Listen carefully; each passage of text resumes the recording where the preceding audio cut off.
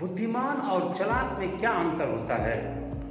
पहले हम जानेंगे कि बुद्धि कहाँ से आता है और चालाकी कहाँ से आता है। हम एक वचन को पढ़ेंगे कि बुद्धि कहाँ से आती है। नीति वचन उसका 2:6 में लिखा हुआ है, क्योंकि बुद्धि यहोवा ही देता है। मतलब बुद्धि परमेश्वर की ओर से आती है और ज्ञान और समझ की बातें उसी के मुंह से निकलता है।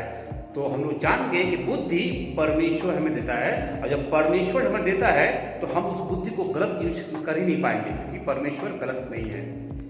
अब हम जानेंगे इसकी चालाकी कहाँ से आती है।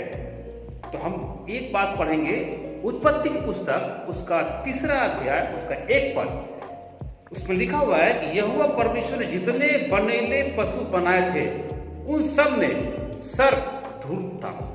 मतलब सर्प बहुत चालाक था। आज उसी चालाक की वजह से आज पूरा संसार में पाप फैला है।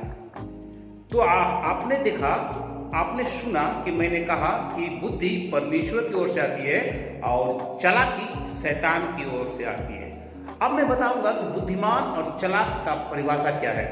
बुद्धिमान व्यक्ति जब भी कुछ करता है, आगे बढ़ता है, तो बिना किसी को नुकसान पहुंचाए वो आगे बढ़ता है, तरक्की करता है। पर जो चालाक आदमी किसी दूसरे आदमी को नुकसान करके, किसी दूसरे व्यक्ति को नुकसान करके, उसे परेशानी करके, उसको हानि करके वो आगे बढ़ता है, उसको बोलते हैं चालाकी। सो आप अपने बारे में सोचिए, मन में सोचिए कि हम बुद्धिमानी का काम कर रहे हैं या चालाकी का काम कर रहे हैं, क्योंकि बुद्धि परमेश्वर की ओर से आती है और चालाकी शैतान की ओर से आती है। और बुद्धि का काम करेंगे तो आपका ईश्वर आपसे खुश रहेगा, और चालाकी का काम करेंगे तो आपसे ईश्वर नाराज रहेगा।